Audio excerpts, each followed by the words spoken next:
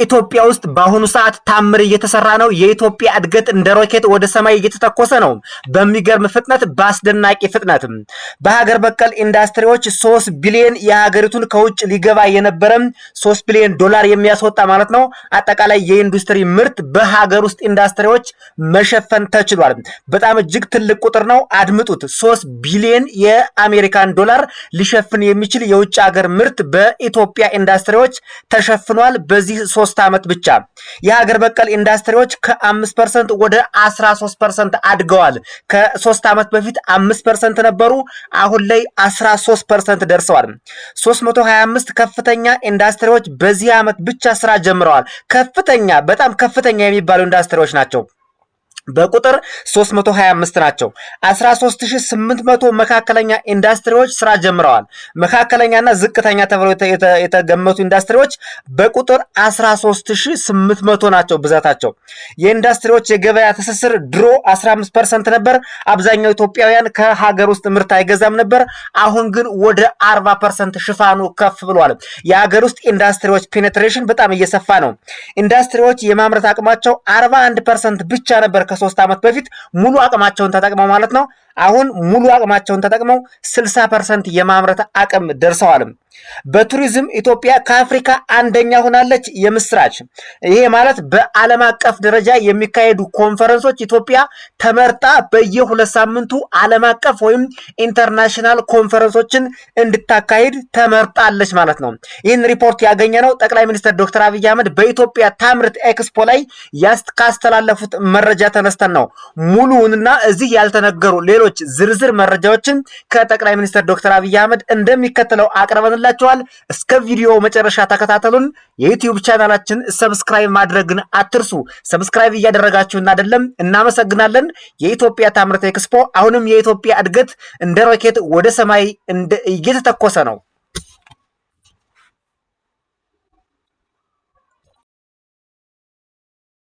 የኢትዮጵያን ኢኮኖሚ መቀየር የግድ ነው።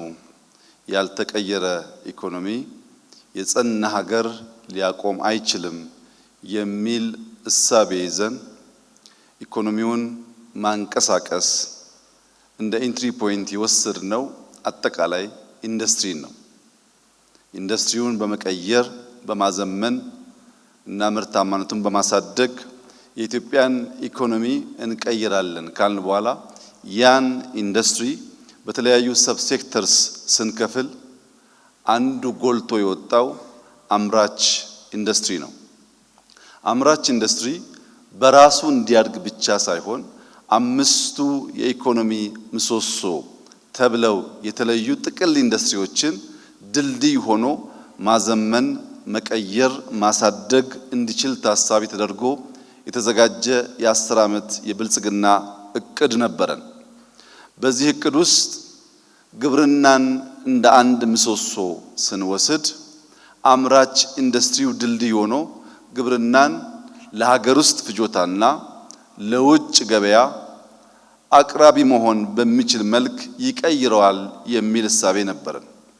2 ምሳሌዎች ከግብርና ሴክተር ለማንሳት ኢምፖርት እናደርግ የነበረውን ስንዴ በሀገር ውስጥ ምርት መተካት ስናስብ አምራች ኢንዱስትሪው ትራክተር፣ ፓምፕ፣ ድሪፕ ኢሪጌሽን ያመርታል በሚል እሳቤ ነበር። በኢትዮጵያ ውስጥ በርካታ ማሽኖች መገጣጠም፣ ማምረት የሚያስችል አቅም እየጎለበተ ሲመጣ ለዓመታት እስከ $1 ቢሊዮን ገደማ ለኢምፖርት ስናወጣ የነበረውን የስንዴ ምርት በሀገር ውስጥ ለማምረት አስችሎናል። በሀገር ውስጥ ማምረትና መተካት ብቻ በቂ ስላልነበረ የግብርና ሴክተር ኤክስፖርቱን ማሳደግ አለበት የሚል እሳቤ ስንይዝ ድልድይ ሆኖ ያን ሴክተር ያንቀሳቅሳል ብለን ያሰብነው አምራች ኢንዱስትሪ ነው። ሁላችሁም እንደምታውቁት ቡና በኢትዮጵያ ኤክስፖርት ረዘም ላለ ጊዜ ውስጥ ከፍተኛውን ድርሻ ሲጫወት ቆይቷል።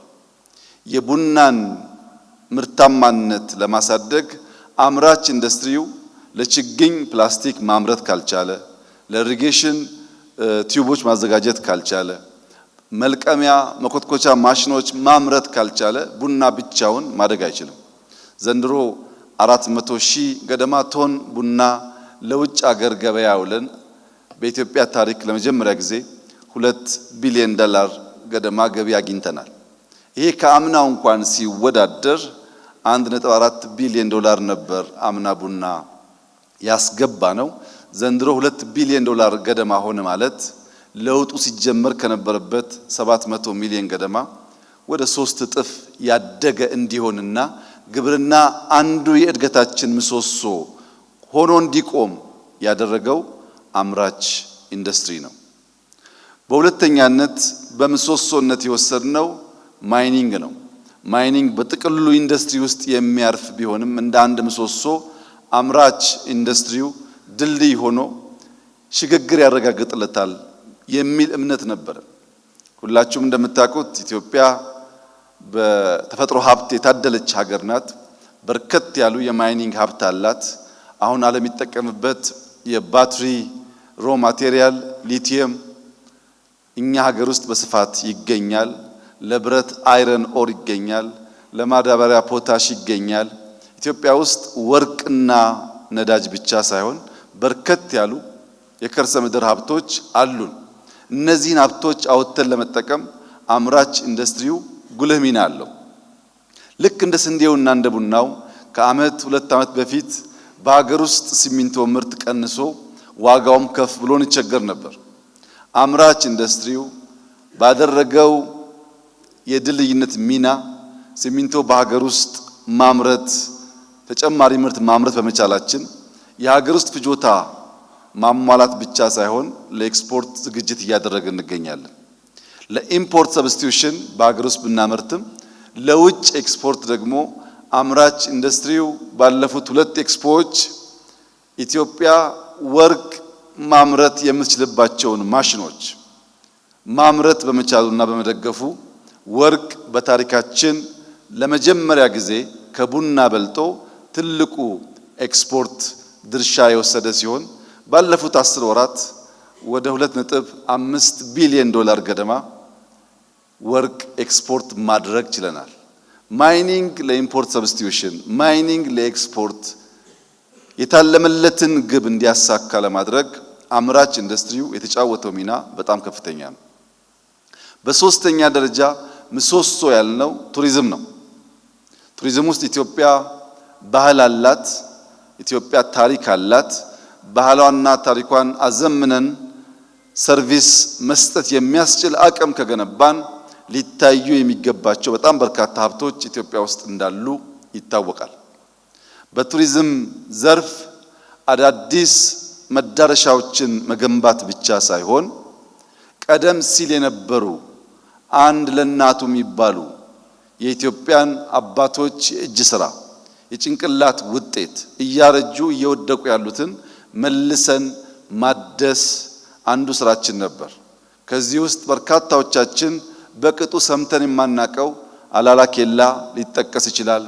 ላሊበላ ሊጠቀስ ይችላል። ፋሲል ሊጠቀስ ይችላል።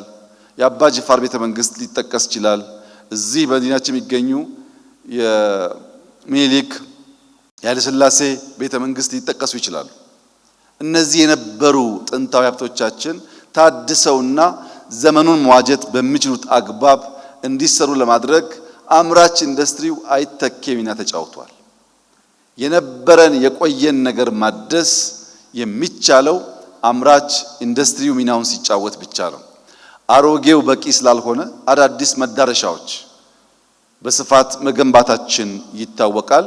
በተለይም የአዲስ አበባ ኮሪደርን ብንወስድ ሲሚንቶ ማሽኑ የፍሳሽ ማስወገጃ ስርዓቱ በሙሉ የሚሰራው በአምራች ኢንዱስትሪ ነው። በቱሪዝም ሴክተር እንደ አንድ ምሰሶ መውሰዳችን በሀገር ውስጥ ቱሪዝም ብቻ ሳይሆን በዚህ ዓመት የውጭ ቱሪዝምን በመሳብ ከአፍሪካ ቀዳሚውን ድርሻ ይዘናል። 40% ገደማ እድገት ያሳየ ሴክተር ነው። ያ ብቻ አይደለም።